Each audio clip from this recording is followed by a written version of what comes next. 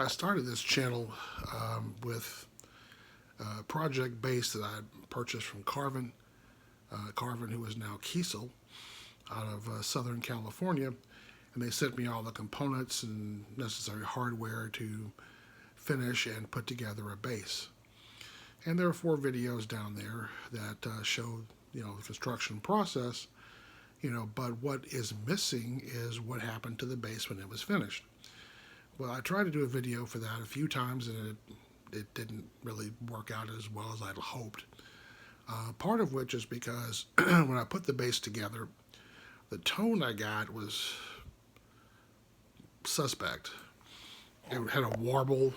It was really kind of weird sounding, and I was kind of embarrassed about having spent all that money, and the bass didn't come out as good as I'd hoped it would.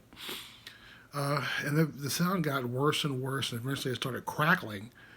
And I was like, okay, something's really wrong in there. So I took the back off and looked at it and found that the copper shielding inside the casing was touching the one of the leads that goes to the where the cord plugs in. So I was able to fix the grounding problem in there, put it back together again, and I plugged it in, and I got, and I was like, oh, wait a minute. I said, that's tone. I said, that's some real tone. But that took about a month before I finally, figured out what I had done wrong, and hit the road running. Recorded an album with it, played out with it, did a lot of stuff. It was my only bass for 4 or 5 years because it was a true jazz bass. Those J99 Carvin pickups were immaculate, very articulate, very clear. Some of the best pickups I've ever used. Not particularly deep, but depending on what you plug it into, you can work around that and EQ it and bring tone in that wasn't there, but I should say bring frequencies in that aren't naturally there. But with the tone, it was incredible. So at the end of this video, I have some pictures that I'll share of how the tone, of how the bass turned out, the finished product.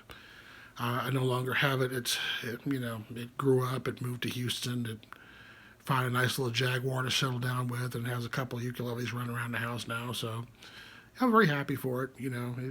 He's doing well. So in truth, my cousin has it down in Houston, and hopefully he's having as good a time with it as I did when I had it. So desperate times visit every house, and I had to start selling off inventory. So all my basses now are gone. So, but anywho, that's what happened with that bass project. And I'll share some photos at the end of this. And I'll do a separate video on Kiesel or Carvin, because they are a fantastic company. And I have some other products I've gotten from them over the years, and we'll talk about them a little bit.